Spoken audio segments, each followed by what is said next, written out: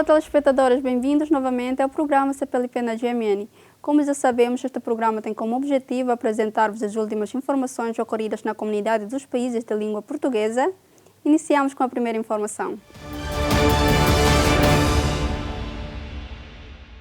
Em Portugal, a regulamentação da assistência sexual a pessoas com deficiência foi apontada como solução por especialistas para acabar com o estigma em torno do recurso a profissionais do sexo. Água tá quentinha? Há hoje em dia várias terapias para portadores de deficiências físicas que ajudam sobretudo à mobilidade, mas no que diz respeito à vida sexual o caminho é, contudo, ainda longo e vários especialistas defendem a legalização do trabalho sexual para ajudar quem muitas vezes não pode sequer masturbar-se por atrofia dos braços ou mãos. O tema é delicado tanto para quem sofre de limitações físicas como para as próprias famílias. O 12º Salão Erótico do Porto está a organizar um colóquio sobre sexualidade na deficiência. A legalização do sexo pago é da maior importância para quem é muitas vezes visto como assexuado. É importante definir muito bem assistência sexual de prostituição. Isso acho que tem que ser feito, sob pena de não se conseguir fazer uma coisa nem outra, nem ajudar quem realmente precisa. Rui Machado trabalha na direção do Centro Vida Independente. A falta de rampas para a cadeira de rodas em que se desloca é tão grave para si como a ausência de outras vias para satisfazer urgências sexuais, uma necessidade tão humana como socializar ou sair de casa. Aquilo que nós fomos vendo ao longo dos anos mostrou-nos também que é uma questão cultural e é importante aqui também falarmos dos preconceitos que existem, que era um pouco o início da nossa conversa. A questão do modelo médico traz inúmeros preconceitos. Preconceito de incapacidade, de que somos inválidos e, portanto, isso traz muito entendimento da sexualidade nas pessoas com diversidade funcional. Isso não é verdade. Somos efetivamente seres sexuais e estes preconceitos existem não só na sociedade, cá fora, digamos assim, mas também existem nas famílias, existem nas instituições que estão vocacionadas para essas pessoas. Estas pessoas, ou porque nasceram ou porque adquiriram de forma muito precocemente uma incapacidade, passam por um desenvolvimento sexual também muito diferente, porque desde logo a sociedade vai ter esta ideia de que a sua sexualidade nunca vai ser muito desenvolvida, portanto também não oferecem grandes oportunidades. Raquel Pereira integra um grupo de investigação em sexualidade humana na Faculdade de Psicologia da Universidade do Porto. Defende também o recurso a trabalhadores sexuais para assistir deficientes físicos. Lamenta a falta de formação dos próprios profissionais de saúde. Ou seja, uma certa dificuldade dos profissionais de saúde de saberem como abordar, e não somente aqueles que são especialistas na área, mas também os outros, mas saberem que esta é uma dimensão da saúde em geral e, portanto, saberem como abordar, como tornar o assunto natural. No entanto, aquilo que parece acontecer é que estas discussões que nós estamos agora a assistir na nossa sociedade, na sociedade portuguesa, parecem estar a acontecer mais tardiamente face a outras sociedades, e isso talvez tenha a ver com questões históricas e culturais. A ausência de sexo não equivale a uma inexistência da sexualidade e para a Associação para o Planeamento Familiar, este é um problema que ultrapassa cuidadores formais ou informais de cidadãos com deficiências motoras. Se já é difícil lidar com a sexualidade num contexto familiar, quando não existe nenhum tipo de deficiência ou de diversidade ou de diferença, quando existe algum fator que nos diferencia ou que nos afasta daqueles padrões normativos, é muito mais difícil. As famílias naturalmente transportam toda a carga simbólica que a sociedade atribui à diferença. É algo que, tanto como a acessibilidade para as pessoas com deficiência, e estamos a falar de questões arquitetónicas, que para nós é muito mais soft falarmos de uma rampa do que falarmos no recurso a uma prostituta ou um prostituto, não é? Portanto, se a própria acessibilidade aos edifícios se ainda não está garantida e ainda existe discussão em relação a isso, muito mais a questão da sexualidade, que envolve muitos fatores que têm a ver com a intimidade de cada pessoa. Para Rui Machado, o problema da sexualidade por parte de quem pode até não conseguir tratar de si baseia-se não num mundo disfuncional, mas numa forma errada de o abordar. É importante percebermos que a realidade não é observada. A realidade é construída. O mundo é incompleto. O mundo é incompleto porque descarta alguns dos seus cidadãos. Quando deixar de descartá-los, será efetivamente completo. O governo português aprovou a reforma da supervisão financeira que atribui novas funções ao Conselho Nacional de Supervisores Financeiros. O Governo aprovou esta quinta-feira a reforma da supervisão financeira que reforça a relação entre os supervisores setoriais, atribui novas funções ao Conselho Nacional de Supervisores Financeiros e autonomiza do Banco de Portugal a autoridade responsável pela resolução de bancos. Na conferência de imprensa, após o Conselho de Ministros, Mário Centeno explicou o que está em causa e sublinhou que não há redução das responsabilidades do Banco de Portugal. O diploma tem como principal objetivo um reforço da coordenação entre as autoridades de supervisão nacionais. Para isso, é feita uma alteração substancial à forma e ao funcionamento do Conselho Nacional de Supervisores Financeiros, que, como sabem, é um órgão no qual estão representados os 3 supervisores setoriais. Nessa dimensão é cometida ao Conselho Nacional de Supervisores Financeiros a responsabilidade da autoridade macroprudencial, que até hoje e ainda é exercida pelo Banco de Portugal, e a presidência do Conselho passa a ser exercida de forma rotativa pelos 3 supervisores, quando até hoje é apenas da responsabilidade do Banco de Portugal. Uma das lições mais importantes daquilo que aconteceu durante a crise financeira e de que tivemos esta semana muito debate público de um exemplo daquilo que não correu bem, foi muito e está muito ligado à necessidade e ao déficit que avaliamos que existe precisamente a este nível e de termos necessidade de uma política macroprudencial efetiva e definida em conjunto para todo o sistema financeiro. A maior preocupação desta reforma é tornar a supervisão do sistema financeiro mais robusta e com mais capacidade de responder aos desafios que, como sabem, no setor financeiro não param de ser criados. A reforma hoje aprovada reduz o período máximo que o Governador do Banco de Portugal pode ficar no cargo. Propomos a redução do número máximo de membros do Conselho de Administração do Banco de Portugal para 6. Essa alteração vai em conjunto com uma alteração substancial na duração dos mandatos, que passará a ser um mandato único, com a duração de 7 anos, ao contrário do que acontece hoje, de ver 2 mandatos com a duração de 5 anos, 2 mandatos no máximo. E tudo isto é feito, quero sublinhá-lo,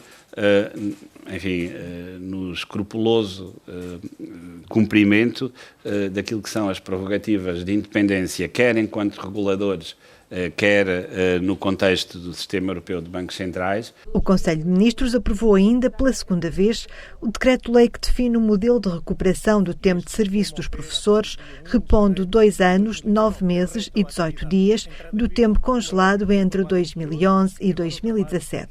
Questionado sobre a posição dos sindicatos dos professores de contestação ao diploma e eventuais impactos no 3º período letivo, o Ministro da Educação disse que o Governo respeita as formas de luta legítimas dos trabalhadores e acredita que as escolas irão respeitar o direito à educação. Em Portugal, os edifícios em todo o país carregaram bandeiras a meio mastro. O Parlamento realizou um minuto de silêncio em homenagem às vítimas de violência doméstica, um dia depois que uma mulher de 39 anos foi estrangulada até a morte. De acordo com o Observatório de Mulheres Assassinadas, o número de assassinatos registrado até agora neste ano é de 12, o que representa mais dobro do período homólogo de 2018. É um gesto simbólico, há muita coisa a fazer, há medidas que devem ser tomadas e aplicadas, portanto é importante, mas há que ser complementado com outras medidas. Muitas mortes para tão pouco tempo e nenhuma morte deveria sequer acontecer. Portanto, eu acho que isto nos está a fazer falar mais acerca deste fenómeno e do que se tem passado nas situações de violência doméstica, mas temos que pensar em medidas concretas para que este flagelo possa terminar, seria o ideal. Além do minuto de silêncio realizado antes do debate quinzenal do Parlamento, incluindo um plano para criar tribunais especializados para lidar com casos de violência doméstica. O primeiro-ministro António Costa reconheceu que, embora haja a falta de articulação das instituições do Estado na detenção precoce da violência doméstica, considerou que as vítimas devem confiar no Estado. O sistema de justiça português tem sido fortemente criticado na sequência de um tribunal ter confirmado em 2017 uma sentença leve para o agressor de uma mulher. O governo angolano admitiu que Portugal vai ter um papel crucial na diversificação da economia de Angola e renovou os apelos aos empresários portugueses para investirem em força naquele país. Em declarações aos jornalistas em Benguela, o ministro de Estado e do Desenvolvimento Econômico e Social angolano, Manuel Nunes Júnior, lembrou que o governo de Luanda está a combater a dependência excessiva do petróleo nas exportações. Este excesso é equivalente a mais de 90% do valor global e 70% das receitas tributárias. O governante angolano destacou sobretudo as áreas da agricultura e da agroindústria, com o qual Angola gasta anualmente recursos acentuados para importar. A nossa ideia é trabalharmos no sentido de substituirmos importações, promovermos exportações e fazer com que não fiquemos dependentes de um único produto de exportação e mais de um produto de exportação cujo preço nós não controlamos. Daí que todos os problemas que se colocam em Angola têm sempre a ver com a variação do preço do petróleo no mercado internacional, que é sempre um preço dificilmente previsível. Portanto, daí que nós estamos a lutar seriamente para diminuir essa dependência. E Portugal pode ajudar muito.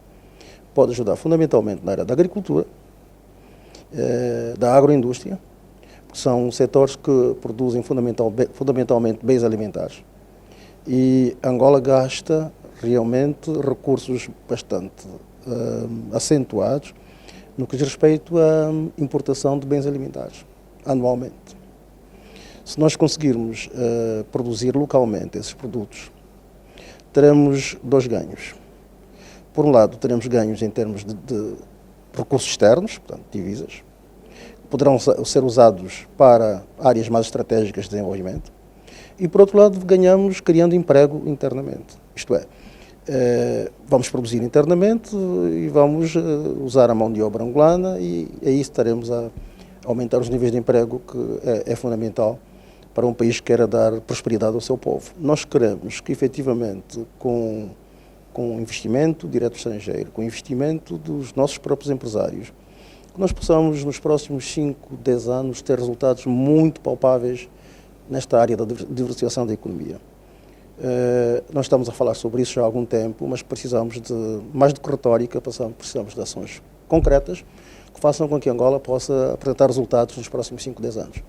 E contamos que Portugal pode desempenhar um papel crucial. O ministro da Economia português alertou os empresários portugueses para o facto de que investir em Angola é apoiar o desenvolvimento local acenado com os mercados da África Austral e da Europa.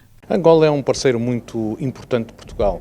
É um parceiro comercial, é um grande destino das nossas exportações, também importamos suficientes matérias de Angola e é também um destino de investimento em empresas portuguesas e, portanto, as relações são sempre muito significativas. Mas nos últimos tempos, como o Presidente da República de Angola e o Presidente da República Portuguesa têm salientado, os níveis de cooperação aceleraram-se muito significativamente. E eu acho que os passos que, entretanto, os dois países deram para criar condições de confiança para que as empresas portuguesas possam, ao mesmo tempo, acompanhar a nossa estratégia nacional de internacionalização e, com isso, participar na estratégia de desenvolvimento económico de Angola é um exemplo típico de uma parceria que tem tudo para dar certo. Conseguimos estabelecer instrumentos importantes para dar confiança às empresas, foi por isso que assinámos o acordo para evitar a dupla tributação de empresas e de pessoas entre os dois países. Estamos a trabalhar no sentido de ratificar e concretizar o acordo para a proteção recíproca de investimentos. Estamos também do lado português a dinamizar o seguro para a proteção de investimentos portugueses em Angola. E estamos também a ver com muito bons olhos a forma como Angola tem vindo a proceder à regularização das dívidas que existem para com empresas portuguesas. É importante dar esse passo para criar condições de confiança e temos registado com muito agrado que a forma como esse processo se está a desenvolver está a ser até mais acelerado do que aquele que inicialmente estava previsto. Angola deu passos importantes no sentido de abertura de condições para que empresas estrangeiras se possam aqui estabelecer.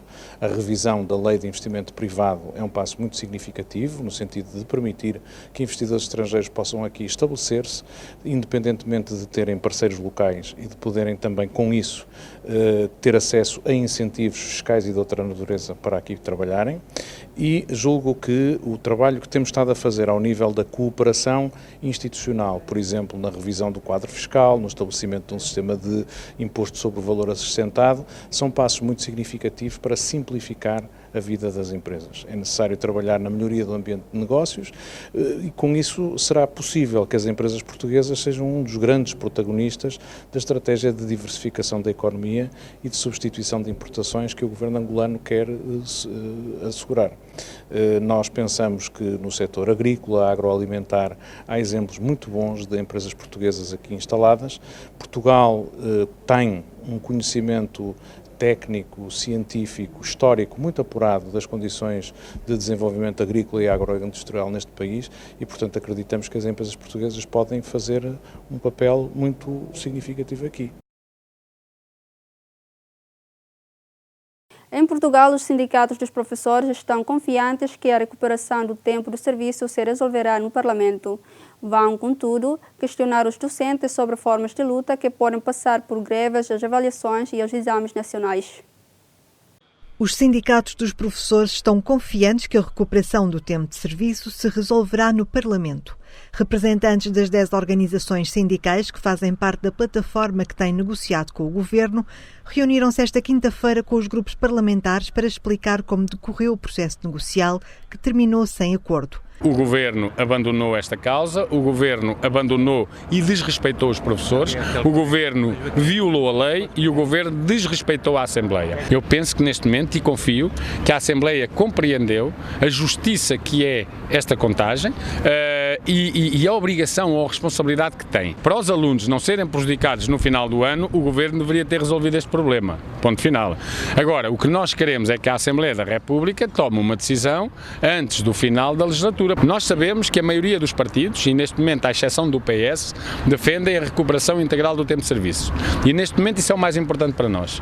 É aquilo que distingue a Assembleia da República e a maioria dos partidos do Governo. Na próxima segunda-feira iniciam-se plenários pelas escolas de todo o país para saber qual a disponibilidade dos professores para avançar com formas de luta. Iremos pedir aos professores que digam se realmente se deve alterar a posição de exigência dos 9 anos, 4 meses e 2 dias.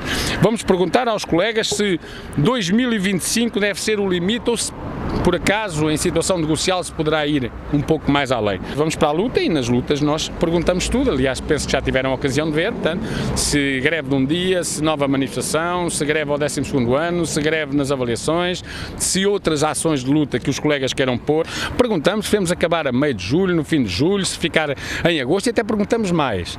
se deve ou não, a não haver uma solução até ao final do ano letivo, transferir-se esta luta para o início do próximo ano, inclusivamente admitindo, e perguntamos essa disponibilidade aos colegas, uma nova grande manifestação de professores no Dia Mundial do Professor de 2019, que é 5 de outubro e que, lembro, é só a véspera das eleições legislativas. Nós quisemos, aliás, como fizemos já junto do Governo, que esta nossa proposta fosse, e vai ser, acompanhada de uma expressão inequívoca de apoio dos professores. E por isso vamos entregar uma petição com mais de 60 mil assinaturas, a maior de sempre, que nós já entregámos na Assembleia, só de professores que apoiam a proposta dos seus sindicatos. Mas mais que isso, apoiam a proposta e manifestam a sua disponibilidade completa para lutar por ela. As formas de luta concretas serão conhecidas no dia 23 de março, durante a Manifestação Nacional de Professores, que se realizará em Lisboa.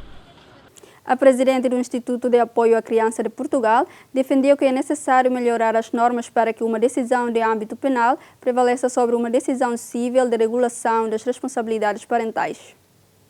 As crianças, o Dr. Rui Pereira está ali a falar, o professor Rui Pereira, e também concorda comigo na questão dos tribunais mistos, uma vez já falámos sobre isso, mas tudo isso é importante que se reflita sobre isso, mas que se haja a seguir, que não fiquemos apenas pela mera reflexão, porque de boa vontade nós sabemos quem está cheio, não é? E não sabemos que é impossível o paraíso na Terra, mas também não podemos querer o inferno, não podemos admitir o inferno, não podemos aceitar que para algumas mulheres este flagelo seja a sua vida diária, não é? O seu cotidiano. Não é? E vivem um autêntico terrorismo doméstico, não é?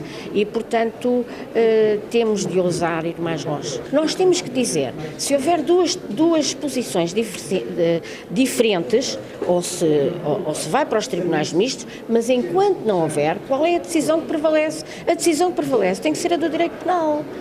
Eu estive muito tempo, quer no direito penal, quer na família menores, e considero que quem aprecia mais globalmente as situações, quem avalia a questão dos direitos fundamentais, é de facto o Tribunal Criminal. Não há qualquer dúvida sobre isso. Portanto, quando se decreta o afastamento, o outro tribunal tem que acatar, está a ver.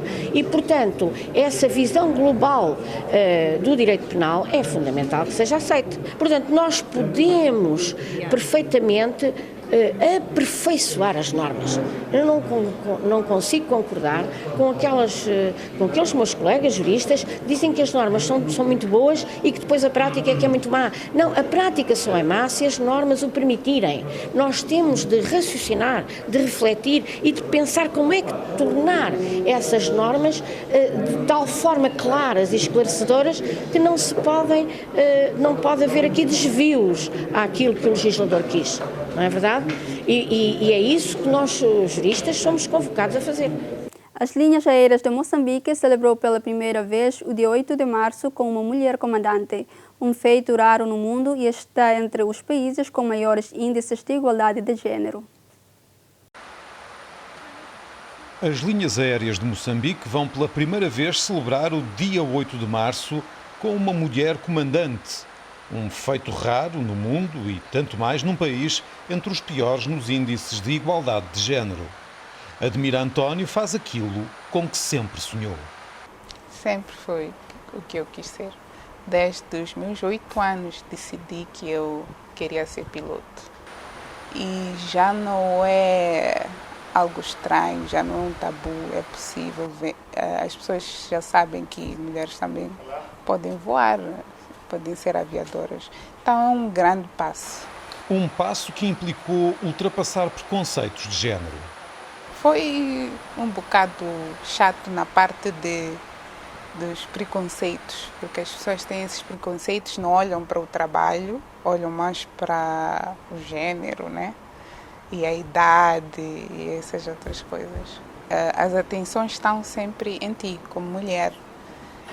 Querem ver se realmente sabes o que estás a fazer, por que razão chegaste ali, se alguém te facilitou. Então, tive que provar a minha aptidão, o meu profissionalismo.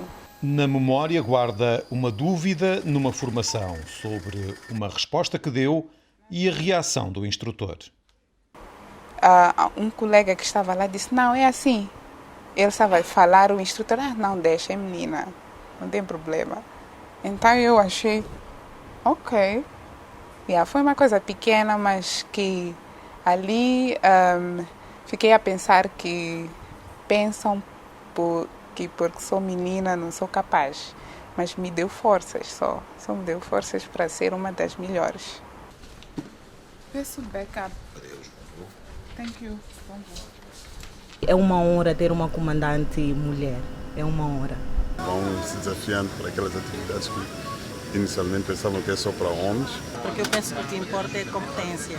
Acredito que aqui na MEC estamos no bom caminho. Temos muitas meninas aí que ainda vêm para ser comandantes também.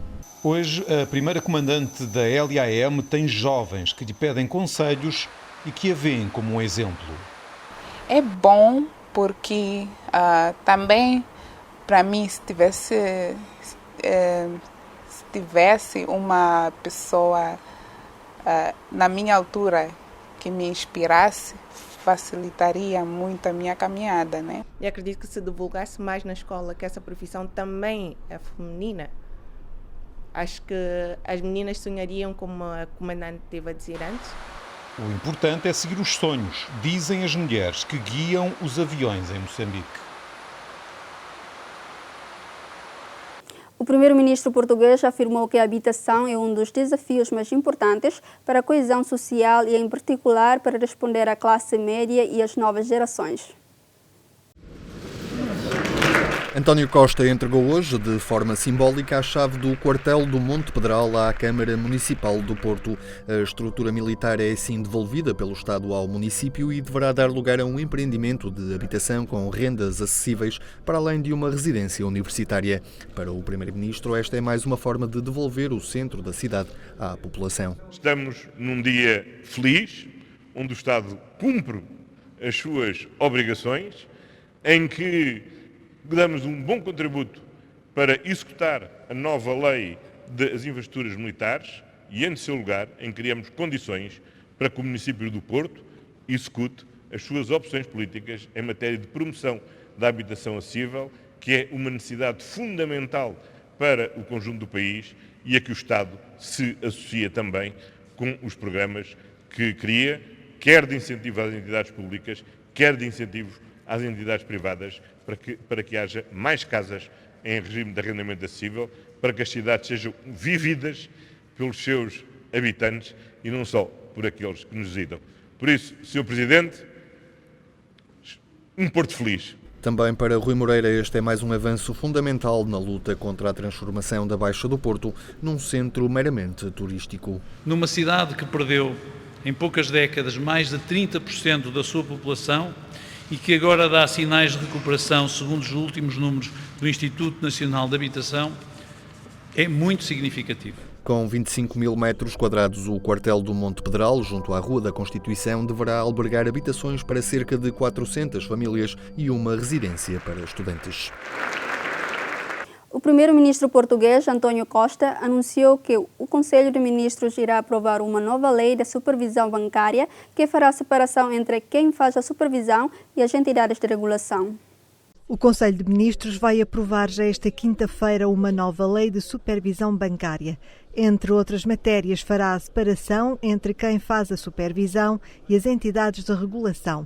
O anúncio foi feito pelo Primeiro-Ministro António Costa. Amanhã aprovaremos no Conselho de Ministros uma nova lei de supervisão bancária que corta, aliás, pela raiz o problema, porque faz a separação que deve existir entre Banco de Portugal, entidade de supervisão, e as entidades de resolução que têm de administrar e gerir os bancos que estejam sob eventual resolução, que não há aqui Madeira, mas queríamos a Madeira para que não haja mais nenhum que tenha que estar nessa situação, mas de forma a haver uma separação de águas e numa confusão, como existiu ao longo destes anos e tem existido entre o Banco de Portugal, que simultaneamente gere um banco em resolução e supervisiona esse mesmo banco.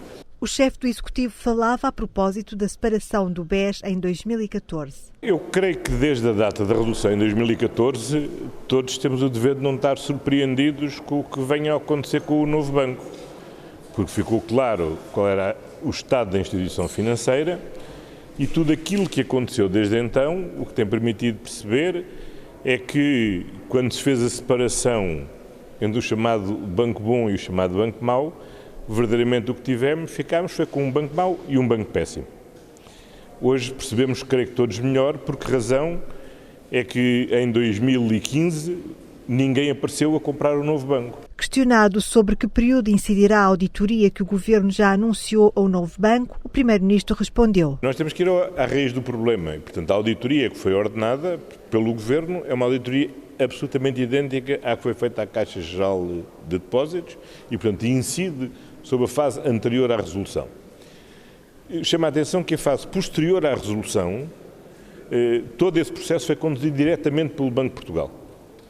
E no nosso sistema institucional não cabe ao Governo supervisionar o Banco de Portugal, nem seria correto o Governo ordenar uma auditoria ao Banco de Portugal. Aquilo que é correto é que os mecanismos que existem de supervisão da atividade do Banco de Portugal funcionem também.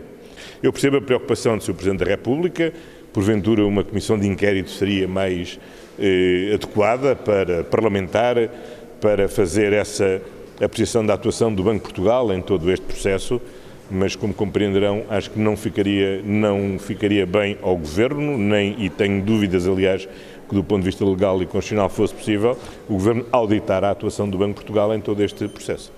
Sobre a visita do Presidente da República, Marcelo Rebelo de Sousa, a Angola, António Costa espera que ela ajude a colocar as relações entre os dois países no pico e que feche com chave de ouro este novo ciclo. O presidente angolano garantiu que Angola vai honrar todas as dívidas às empresas portuguesas. O chefe do Estado afirmou desconhecer os valores em causa, remetendo os jornalistas para os ministérios das Finanças dos dois países. João Lourenço, que falava numa conferência de imprensa conjunta com o homólogo português Marcelo Rebelo de Sousa, salientou que para Angola a questão das dívidas não é nenhum assunto tabu, pois considera por um processo normal em que o devedor assume o compromisso de pagar. A questão da dívida de Angola para com Portugal não é nenhum tabu, portanto é uma questão para se falar abertamente. Existir dívida é algo que é absolutamente normal, desde que essa dívida seja certificada e, uma vez certificada, o devedor assume o compromisso de pagar. E o que se está a verificar de há uns meses para cá é que este processo de certificação está em curso, não está terminado, mas não estamos a aguardar que termine. À medida que se for certificando, os pagamentos vão sendo feitos. Portanto, o valor exato da dívida, isto é assunto a ser visto a nível ministerial, a nível dos dois Ministérios das Finanças, mas o que eu gostaria de garantir é que existe da parte de Angola a vontade firme de honrar os compromissos assumidos para com essas mesmas empresas, para com o governo português e para com outras instituições portuguesas a quem Angola deve. A forma de realização dos pagamentos não é imposta. Portanto, Angola não impõe, Angola propõe aos credores, caso a caso, as diferentes formas de pagamento que tem e negocia com esses mesmos credores. Portanto, não existe, com certeza, absolutamente nenhum credor que possa dizer que lhe foi imposta uma forma de pagamento. As formas de pagamento são negociadas até que se chega a um entendimento e, depois disso, quem concordar, com certeza que deve aceitar de bom grado os pagamentos que forem feitos. Sem nunca mencionar valores, o presidente português adiantou que cerca de 2/3 estão a ser pagos. E o que é notável é, em 7 meses, ter sido possível, relativamente a realidades anteriores, pretéritas, passadas, fazer a delimitação do universo reclamado, a delimitação do universo certificado e a delimitação do universo começado a pagar. Em 7 meses. Segundo, importante é a vontade política que foi definida. Porque pôs em marcha um processo que é um processo, não uma realidade fechada. É um processo em curso. Daquilo que foi definido até agora como primeiro universo, cerca de 2/3 corresponde já à dívida certificada. Desse universo de dívida certificada, cerca de 2/3 está a ser paga através das várias formas que o Presidente João Lourenço aqui disse que são negociadas especificamente com cada uma das contrapartes. E isto, para quem tem experiência em matéria de política económica e de economia internacional, é raríssimo. Ser possível, neste espaço de tempo, dar tais passos, não apenas na definição dos princípios, como na sua concretização, num processo que todos os dias está em movimento, isto só é possível porque há uma fortíssima vontade política das duas partes em que o processo tenha iniciado, em que tenha continuado, em que seja um processo virado para o essencial. E o essencial é muito simples, é reforçar as condições de confiança, não apenas entre os dois Estados, mas as relações de confiança que envolvam os trabalhadores e os empresários dos dois países. Porque a confiança, que é depois essencial para o investimento, para a criação do emprego, nasce desta vontade política e reforça-se com este processo. Uma vez mais, o que se faz não é para o Presidente João Lourenço e eu próprio ficarmos bem na fotografia. Não. É para resolvermos problemas das pessoas. Contribuirmos para resolver problemas das pessoas. É esse o objetivo. Uma intervenção durante um jantar oficial oferecido por João Lourenço no Palácio Presidencial em Luanda, Marcelo Rebelo de Sousa saudou-o como o vulto cimeiro de um novo tempo angolano. Visita bem sucedida será se eu conseguir recolher, ouvindo, aprendendo, recolher os sinais que me vão ser dados por angolanas e angolanos, mas também por portugueses e portugueses que cá vivem, sobre aquilo que sentem no seu dia-a-dia. Visita bem sucedida será se for mais um passo virado para o futuro. Se nós sairmos ao fim destes dias com a sensação não apenas que é um processo imparável, mas que é um processo imparável que vai ganhando velocidade e que, portanto, estará mais rápido, mais célebre, mais eficaz do que começou por estar, e já foi muito em setembro, continua a estar em novembro. Tem de ser assim, porque hoje, como sabem, o mundo não se compadece com a lentidão. E ou as parcerias, as partilhas acompanham essa rapidez e antecipam-na, ou então ficam para trás, e nós não queremos que fique para trás esta parceria entre Angola e Portugal. Como se continua a trabalhar no sentido de ir o mais longe possível.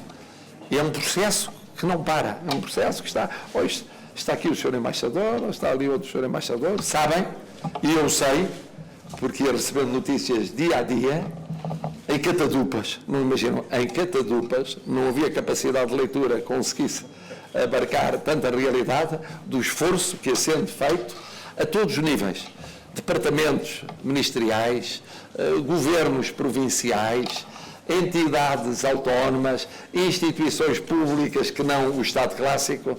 Portanto, está-se a trabalhar a todo o vapor e vai continuar a trabalhar-se nisso. Sinto muito feliz neste primeiro momento de regresso a uma casa que sinto também como minha. E quando digo como minha, como nossa, porque represento aqui Portugal e represento todas as portuguesas e todos os portugueses. Quando aqui estive há 1 ano e meio, para a posse do Sr. Presidente João Lourenço, O meu estado de espírito era essencialmente de expectativa e de esperança. Expectativa e esperança relativamente a um novo ciclo político nas relações entre os povos e os Estados-irmãos de Angola e Portugal, Portugal e Angola. Volto um ano e meio depois com um outro estado de espírito, que é um estado de espírito de confiança. Confiança no futuro partilhado, no futuro comum, a estas duas grandes pátrias, Angola e Portugal. E realmente a confiança nasce durante um ano e meio, e em particular, nos últimos 6 meses, com a visita do Sr. Primeiro-Ministro de Portugal aqui a Luanda, que foi essencial, e com a visita histórica do Sr. Presidente da República de Angola, João Lourenço, a Portugal, e com aquilo que foi sendo vivido entre uma e outra, e entre esta última visita e a minha visita aqui a Angola, o trabalho desenvolvido por embaixadas e embaixadores, o trabalho promovido por governos, em particular pelo Sr. Ministro dos Estrangeiros de Portugal, o Sr. Ministro das Relações Exteriores de Angola, mas por inúmeros departamentos. Esse trabalho, como se verá nos próximos dias, deu frutos.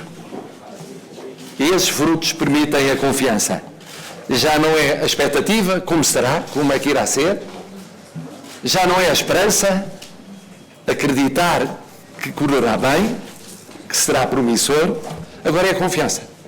Porque é uma confiança baseada nos passos dados, que são muito sólidos, são muito firmes, são muito concretos e que permitem apontar para o futuro com essa confiança, a pensar no essencial, que é naturalmente a felicidade dos dois povos, a felicidade do povo angolano e a felicidade do povo português. Da parte de Portugal, Angola conta com o empenho de centenas de milhares de pessoas que querem contribuir para a riqueza e justiça social com o seu trabalho.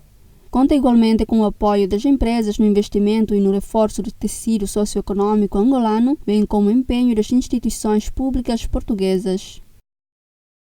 Durante uma cerimônia no Rio de Janeiro com a Marinha do país, o presidente do Brasil, Jair Bolsonaro, lembrou que a democracia e a liberdade só existiam se as Forças Armadas a desejassem. Recorda-se que Bolsonaro foi eleito em 2018 como chefe de um governo de direita depois de anos de controvérsia com comentários homofóbicos, misóginos e racistas. Primeiro, a segunda missão será cumprida ao lado das pessoas de bem do nosso Brasil, daqueles que amam a pátria, daqueles que respeitam a família, daqueles que querem aproximação com países que têm ideologia semelhante à nossa, daqueles que amam a democracia e a liberdade. Estão esquecidos nos últimos anos. Juntos temos como fazer um Brasil melhor. Isso, democracia e liberdade, só existe quando as suas respectivas Forças Armadas assim o querem. Então, meus parabéns. No último dia 20 de fevereiro, apesar de o governo brasileiro ter apresentado uma proposta de mudanças no sistema de pagamentos de pensões, não incluiu as regras que serão aplicadas no caso dos militares. Na altura, o governo brasileiro explicou que enviaria, num prazo de 30 dias, um projeto de lei que subscreve as mudanças específicas para os militares. O chefe de Estado do país sul-americano reforçou que a reforma tem como objetivo combater privilégios e incluir todos os segmentos da sociedade. O Carnaval no Rio de Janeiro foi marcado com violência após confrontos que envolveram vários participantes. Os confrontos tiveram início depois do meio-dia. A polícia de choque disparou gás lacrimogêneo para dispersar a multidão, tendo sido detido uma pessoa. De acordo com os meios de comunicação social, cerca de 100.000 pessoas se encontravam no local dos confrontos. A cantora Ludmilla interrompeu seu concerto após ter ocorrido os desacatos. Desfilaram no sambódromo e nas ruas da cidade do Rio vários grupos de vizinhança conhecidos como blocos. Algumas das centenas de blocos têm histórias que retomam há quase um século. No Brasil, o Carnaval de 2019 tornou-se cada vez mais politizado após a eleição do presidente brasileiro Jair Bolsonaro e do assassinato em 2018 da vereadora carioca Marielle Franco, ativista dos direitos dos gays e dos negros.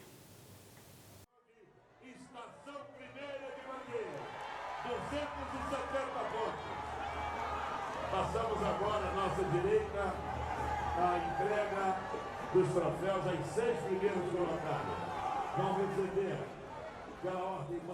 A Escola de Samba Mangueira do Rio foi a vencedora da competição anual do Carnaval. Este é o 20º título alcançado pela Mangueira, sendo a segunda escola de samba do Rio de Janeiro, com mais títulos acumulados, ficando atrás apenas da Portela. Vai ser maravilhoso! Mangueira 10, 10, 10, 10! Campeã voltou! Mangueira, eu te amo! Durante o seu desfile, esta escola destacou-se pela importância que deu aos negros, índios, mulheres e outras minorias na história do Brasil.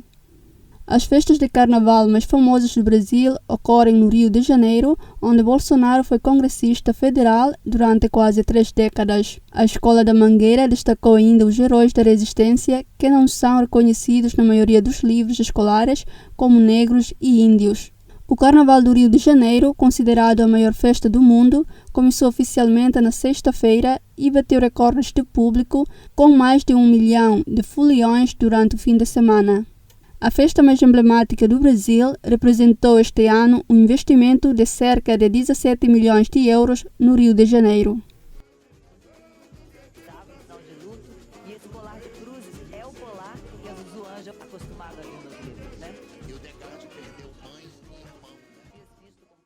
Foram as informações dadas nesta edição. Não se esqueçam de acompanhar o programa CPLP na GMN, às segundas e quintas, às 5 horas da tarde, e repetição às terças e sextas, à mesma hora. Até a próxima!